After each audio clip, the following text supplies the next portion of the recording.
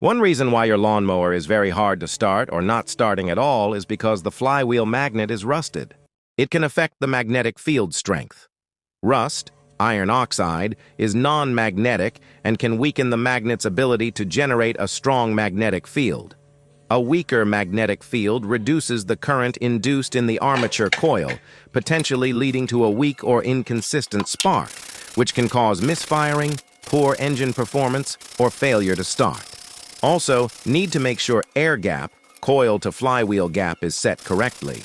The magnet must pass close to the armature coil, within a precise air gap, typically 0.0010, 0.020 inches. Rust buildup can alter this gap, reducing the efficiency of electromagnetic induction and weakening the spark. Follow for more lawnmower maintenance and repair video content.